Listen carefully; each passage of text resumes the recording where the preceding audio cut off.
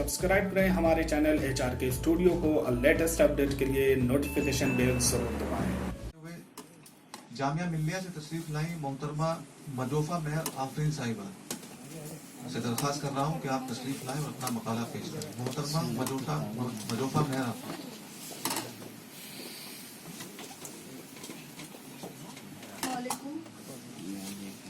मेरा नाम मजूफा मेहर Afreen, research scholar Jamia Islamia. मेरे मकाले का उन्वान है आलिया मसरूर की खुदनविश ख्वाब बाकिया का तज्जियाती मुताला। तारीख़ अदब की गर्दानी करने पर हम बाज़ ऐसे फनकारों से भी मुतारिफ होते हैं जो तमाम असनाफ़ सुकन हत्ता कि दरस व तदरीसी और इंतज़ामी उमूर में भी अपनी इंफरादियत के नाकाबिल फरामोश नकूश छोड़ने में कामयाब नज़र आते हैं। लेकिन इसके साथ साथ इस हकीकत से भी निकाब कुशाई होती है कि इनकी शख्सियत का कोई एक पहलू इस कदर रोशन हो गया है कि इनके दिगर कारनामे इसकी रोशनी में पोशीदा हो गए हैं। आलिया मसरूर की हयात और खिदमात के मुताले के बाद ये कहा जा सकता है कि वो भी ऐसे ही फनकारों में से एक थे। आलिया मसरूर ने ख्वाब बाकी हैं कि हरफ आगाज़ में खुदनविश के चंद रहनुमा उसूल बताए हैं। कोड लिखने वाला अपने साथ ईमानदारी बरते, वो ना तो ये कोशिश करे कि अपनी तलखियों, महरूमियों और नाकामियों की दास्तान बयान करके अपने दिल की बढ़ास निकाले, ना अपने आप को खुलासाए कायनात समझकर हर शख्स और वाक़या पर हिमालय की बुलंदी से तंकीद करे, ना अपना कोई बुत बनाकर पेश करे ताकि लोग इसकी परस्तिश करें, और ना वाक़यात को तोड़ मरोड़ कर अपने किसी नज़रिए के शिकंजे में दम बदम बदलती हुई मुतज़ाद रंगारंग हैरत अंगेज़ जलवा हाय नो बनो मामूल ज़िंदगी को किसी इश्तहार। खुदनविश का आगाज़ सेल के इन मिसरों से हुआ है।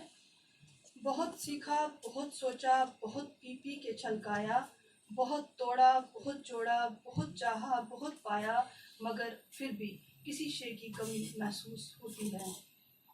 मुसन्निफ ने इब्तदाई हिस्से में अपने वतन बदायूं और वहाँ के मशहूर औलाए कराम तारीखी शख्सियात का तारुफ पेश किया है, नीज़ ख़ानदान वगैरह के बारे में मालूमात फराहम की हैं। ख़ानदान के बुज़ुर्गों के अहवाल व क़वाइफ़ के बयान के साथ साथ वलादत की तारीख़ वगैरह को बतौर ख़ास जगह दी है।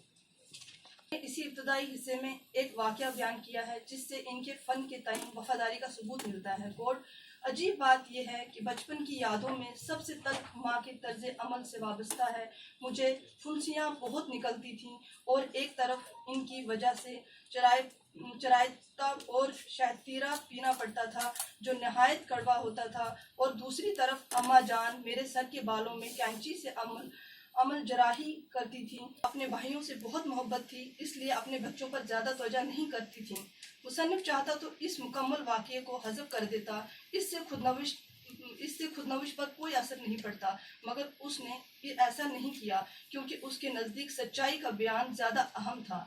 इस वाक़ये के बयान से इनकी जुरात का अंदाज़ा होता है। हमारे यहाँ ऐसे खुदनविश निगारों की तादाद कुछ कम नहीं जिनकी तहरीरों में इस ताल्लुक़ से जब भी कुछ दर्ज होता है तो उनके वालिदीन और अहबाब इतने बाअदब अंदाज से मामलाते ज़िंदगी को अंजाम देते नज़र आते हैं कि उनके इंसान होने पर शक होने लगता है।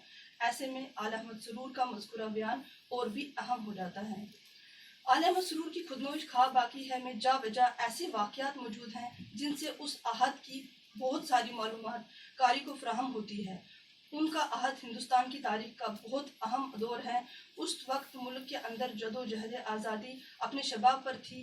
पूरे मुल्क के अंदर बहुत सारे रुझानात बेक वक्त मौजूद थे। मसरूर की खुदनविश में एक तरह से हिंदुस्तान की तारीख़ सिमट कर आ गई है। उन्होंने तारीख़ के मुख्तलिफ अहम पड़ाव को अपनी खुदनविश में जगह दी है। आज़ादी के साथ ही मुल्क तकसीम हुआ, तकसीम के नतीजे में कत्ल व गारतगरी का एक बाजार गर्म हुआ। मुल्क के बाशिंदे यकायक इतने वहशी हो गए कि सदियों से एक दूसरे के साथ रहने वालों को तहे तेग कर दिया। इज़्ज़तो आबरू नाम की कोई चीज़ नहीं रही, लातादाद जाने गईं। आलिया मसरूर आज़ादी के बाद के लखनऊ के रुदाद दर्ज करते हुए लिखते हैं कि कोड लखनऊ में मेरे करीब गुलाम हसन भट्ट रहते थे जो लखनऊ हाई कोर्ट के जज थे। ये मुझ पर बड़ी अनायत करते थे। लखनऊ में जब शरणार्थी आए तो वो आम तौर पर गड़बड़ नहीं हुई, मगर इक्का दुक्का वाकयात पुराने शहर में हो गए। एक दिन मैंने देखा कि मेरे मकान पर एक खास किस्म का निशान बना हुआ है। पड़ोस में कई मुसलमानों के मकानात थे, उन पर भी उसी किस्म का निशान था, मगर उस इलाके में हिंदुओं और ईसाइयों के मकानों पर न था।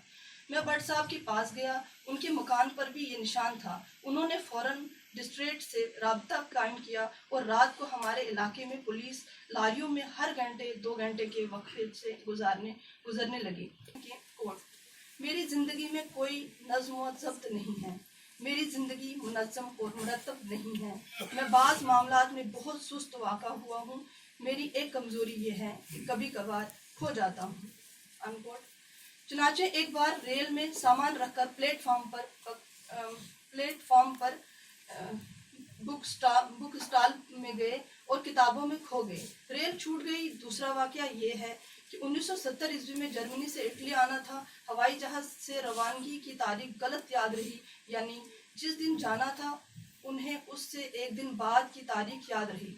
हवाई कंपनी के मैनेजर ने हंसकर तारीख बदल दी, लेकिन उम्मत के लिए कहा, प्रोफेसर ऐसा ही करते हैं। आलम मसरूर ने बहुत दुनिया देखी है, जिंदगी में बहुतों से मिले हैं, बहुत तजुर्बात हुए हैं। ये सरगज़श बड़ी समाई के साथ लिखी गई है। ये मज़ीद तफसील चाहती थी, मसलन वो तरक्की पसंदी से किस तरह जदीदियत की तरफ आए, जी चाहता है ये लजीज हकायत दराज होती, क्योंकि ख्वाब बाकी है कि खात्मे पर एक बड़े शख्स से इतनी जल्दी बिछड़ जाने पर एक तशनगी का एहसास होता है। उन्होंने 75 साल की उम्र होने पर जो नज़्म लिखी थी और जो खुदनविश्त के सफ़े 355 पर दर्ज है, वो रह रहकर यादों में गूंजती रहेगी। मुलाहिज़ा हो, 75 साल गुजरे आज दुनिया में मुझे आए, नज़र का शोला मध्यम है, लहू का रक्स धीमा है, कदम भी सुस्त हैं, साए भी लंबे होते जाते हैं, सदा कोई किसी कोहे निदा से जाने कब आए। इस तरह शाफे कदवाई के लफ्ज़ों में कहा जा सकता है कि सुरूर साहब ने अपनी तवील और मुतनू इल्मी, अदबी व सकाफती सरगर्मियों की रोदाद गैर जज्बाती अंदाज में ख्वाब बाकी हैं के उन्वान से मुरतब की है। शुक्रिया।